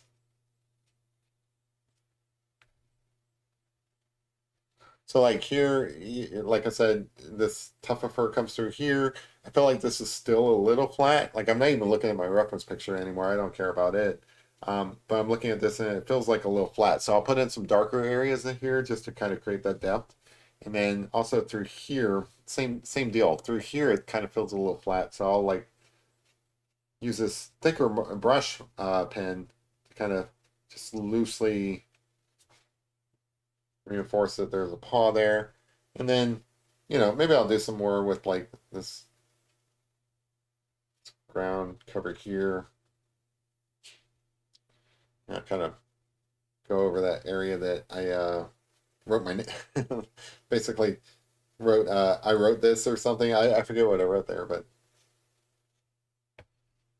like you could just like make a bunch of like little initials or something through here. It really doesn't matter. Like I used to look at other people's art, especially loose pictures like this, and I used to get stuck on these like lines, right? So like I would look at this little dot here, and I would be like, "Oh my God, that guy's a genius. He put that dot in there on purpose. It's like the perfect dot." When the truth of it is, he's probably just sketching it as quickly as I am. So like for you guys who are like treasure hunters, you know what I'm talking about. That book that has all those drawings in it. People got so stuck on like you know what these particular things are and like what are they like references to that. The guy probably drew them as quickly as I'm drawing things here, and that's why I think a lot of people didn't realize. And I tried to tell people like when you're an artist and stuff, you just kind of quickly sketch these things in. That is not a word that you're seeing there. But yeah, I don't know, some people got it, some people didn't. You can probably put in like a branch here and stuff like that, like a little grass or something.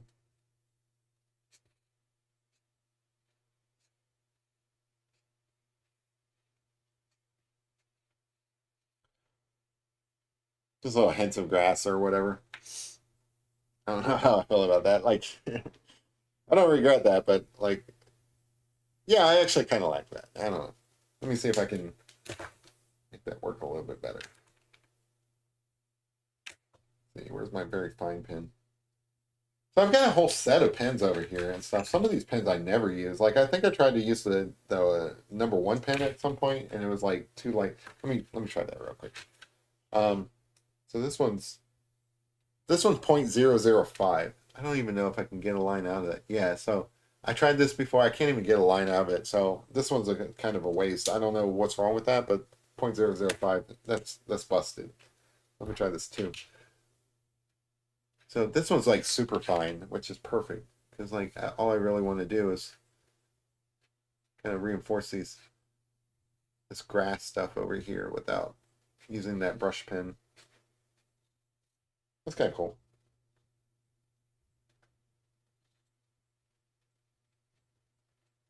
Yeah, this is like a super fine pen. This pen, if you like stuck it in your finger, you'd be like, oh man, it's like what is that, feather?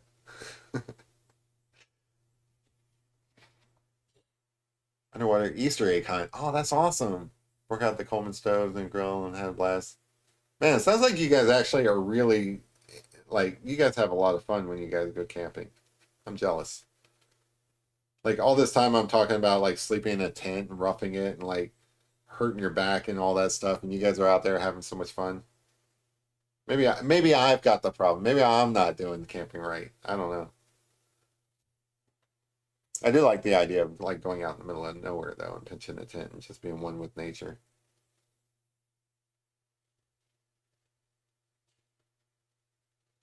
Um, I do like that kind of stuff. Like we had some storms here recently. I just loved, and so like during the storm, I just opened the window and just listened to the rain falling. It's nice. Ida's gonna live stream later. Make sure you guys check that out. For those of you who don't know, Ida is an artist as well. She's a young artist. She has some really cool drawings on demand. It's just really cool stuff. I encourage people to check out her work. It's very nice. But if she's going to live stream later, go check that out. It's cool.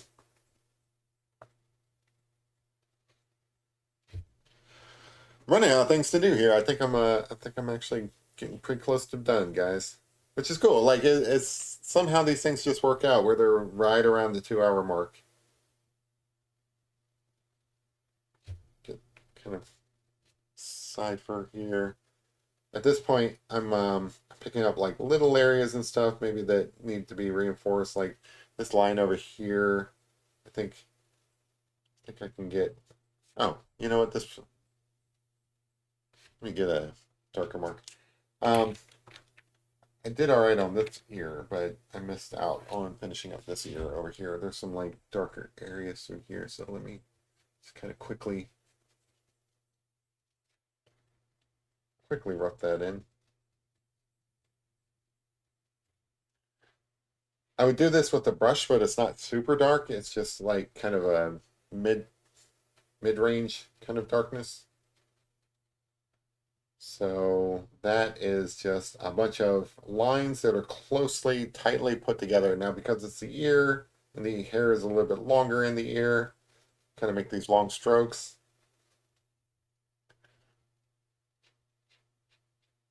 And then again, you can do this all day. Like honestly, I can refine this picture over and over again, but it's really just like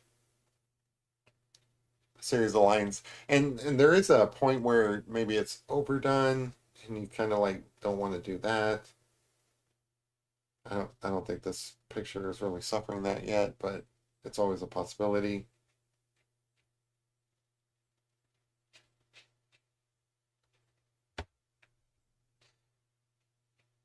It is tough because like you have to get over the mental thing of like, man, am I gonna screw this picture up by making this line here and stuff? But I don't know. I think one of the benefits of using these pens, these like fine point pens and stuff, is that if you're using a fine enough pen, it's really difficult to like do something that you can't just like cover up or something like that.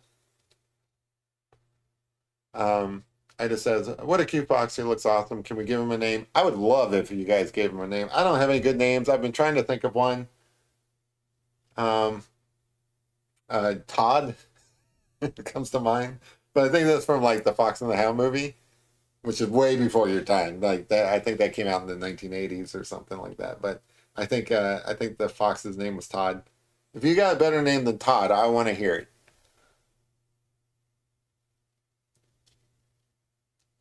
I think Todd for a fox is pretty good. But was Todd the fox or was Todd the hound? I don't remember. MJ says, "Nice, Jeremy. Heart 100%. Thank you. I appreciate that. You guys are great. I appreciate you guys. I appreciate your feedback." Diego. Oh, that's an awesome name for a fox. That's a strong name. I like that. That's really good. Diego. All right, I'm not even unless somebody's got a better name than Diego, we're going with Diego. That's great. Diego the fox. Do they have foxes in New Zealand? I feel like foxes are all over the place. Like they have foxes in Europe, right? Yeah, because they used to go fox hunting and stuff. There you go. So like if you feel bad that foxes are eating chickens and stuff, hey, hounds they eat foxes. So like circle of life. We just have birds, a bunch of sheep. Just sheep everywhere, right? That's great. You know, the same basic techniques and stuff could be used to do a sheep. Um, I should probably draw a sheep at some point, to be honest. But yeah, basically the same thing. You know, you're basically you're creating marks with the pen, and depending on how close they are or how thick the brushes and stuff is going to be darker than things that are kind of spaced out or using like a lighter pen. Those are going to create your lighter areas and stuff. And it's the same technique, whatever animal you draw. Or scenery, like you can be drawing bushes and trees and stuff like that in the same way. I think I've done that with pen. I don't remember. Kind of lose track of what all I've worked on. All right, so Diego the Fox. What do you guys think? Pretty good?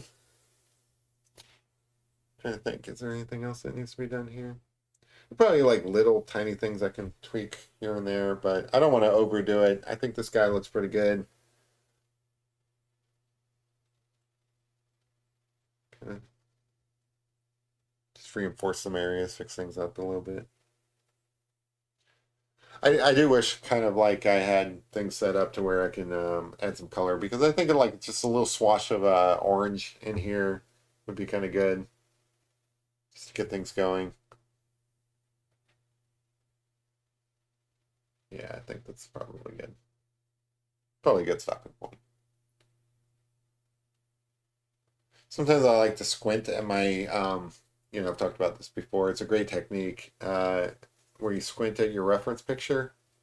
You kind of see like, is there any areas that kind of need to be touched up as far as like values go? So like I'm squinting at this thing and I see that probably through here. Let me grab a different marker.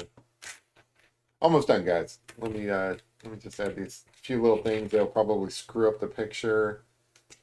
All right, so I'm squinting at the picture and I see that above this guy's brow, there's like kind of like a little bit darker line. And I'm just very lightly doing this, by the way, but it just kind of feels like through here it's a little bit darker. This is something else that like, you would get with practice or just like patience or something like that. Just lightly, even using this big thicker brush, right? Just using it lightly and stuff. I can make the marks I want to make. But I'm looking above this eye and it's like a little bit darker. And just very lightly kind of sketching this stuff in through here. Up through here, I think this probably kind of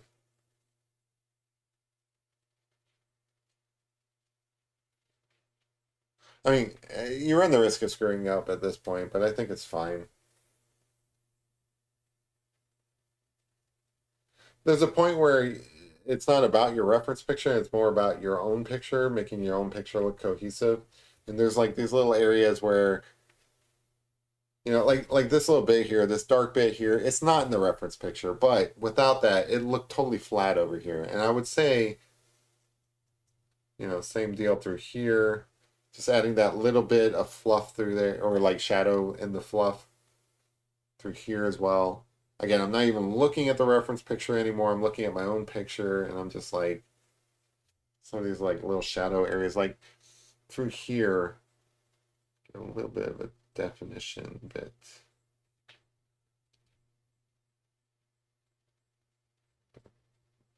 Through there. Up here, even though this really shouldn't be as dark as the other side, I'm gonna put in a little bit of shadow through there just to kind of make that a little more cohesive. Hey, Rome Blocksock. I have trouble pronouncing that. Is back. Finally got set up to draw in chat, and we're out of time. Yeah, I'm wrapping this up. So hopefully that's not too much of a kink in your plans. All right, so baby fox. Some people call it kit. Some people call it cub. I call it done, and we're calling it Diego. Diego the fox. which I think is actually a really cool name. I wish I could come up with cool titles. I have trouble with that. Um, so yeah, I think we're gonna call this done. Appreciate you guys hanging out with me. Hopefully you guys had fun. So what do you guys think? You guys like these ink drawings? You guys want to see more of them? Do you guys think I should stick with one medium? I can imagine that. So, like, I don't know. Sometimes I get subscribers, and then sometimes subscribers like unsubscribe and everything. I'm like, oh, what did I do? Did I say something wrong? Did I offend them? Which is probably, at least possible. Maybe I said the wrong thing or whatever. But then I start thinking, like, well, maybe they tuned in because they're like a pastel artist, and they saw one of my pastel pictures, and they're like, oh, okay, this guy's going to teach me something about pastels. And then, like, I end up drawing or painting something in coffee, and I wonder, like, well, okay, maybe not offended so much is like they're like, well, I tuned in for the pastel stuff, and here this guy is painting in coffee or something like that. I don't know if that hurts my channel or whatever. I don't know if I would change it much anyway, because like I'm kind of enjoying doing the different mediums and stuff. But I am interested, like if you guys like a particular medium more than others and stuff. I am willing to work more in something. Like if you guys really like the coffee stuff, I'll do more coffee stuff. If you guys like ink stuff, if you guys like pencil stuff, I'm above doing pencils. Some of you guys, I'm sure, like the charcoal stuff. Whatever you guys like. I mean, I'll probably do whatever I like as well, but also, like whatever you guys like, I'll probably incorporate that as well. So this is a fun part. You see me, I'm just kind of going through and just like, reinforcing some areas and stuff like that. This part is really cool. Like I feel like I would have fun being a comic book artist, because like this I feel like is what they do when they go off and ink in a comic book panel. That's the part I suck at, by the way. Where's Ida at? So like I suck at the visual storytelling part. I would love to be better at that so that I can like make comic books and stuff. That would be cool. So that's what I'm envious of with other artists and stuff, when they're really good at telling a story. I feel like I need to get better at that. Anyway, yeah, I think this guy's about done. Anyway, what else you guys say? And I can have a good weekend. Would love to see more coffee picks. So you have enough for the coffee shop. That's a great plan. That's great. MJ's taking off. Y'all have a good weekend. Yes, of course. All you guys have a good weekend. Everybody says coffee stuff, so I'm definitely going to do some more coffee stuff. Coffee stuff with colored pencils. That'd be interesting. That'd be fun. Ida says, I love to scroll through animation memes to give me inspiration for that kind of stuff. Diego looks awesome. Diego the Fox, everybody. Hopefully you guys enjoy it. I might do some like touch-ups, but I think this is about it. But yeah, so anyway, appreciate you guys hanging out with me. Hopefully you guys have a great weekend. When you go to bed tonight, wake up tomorrow, it'll be a Friday. That's awesome. I love it. Anyway, Diego the Fox, I'll post this up on the community channel or the community tab or whatever it is and stuff, so you guys can see like some of the detail, because I really like how this guy turned out. Maybe at some point in the future I'll add a little bit of color, like a little splash of color and stuff, but I don't think it's necessary. It's fine as it is, like standalone as a line drawing. Anyway, I will definitely do more of these in the future because they're so much fun. You guys seem to enjoy it, and if I can, I'll try to do cute animals because the cute animals are the best. Anyway, hope you guys had fun. I'll see you guys. Oh, dog's ready to go. I'll probably see you guys Saturday, but I'm not sure. If not Saturday, I'll see you guys Tuesday. Anyway, have a good time. Have a great weekend. See ya. Bye.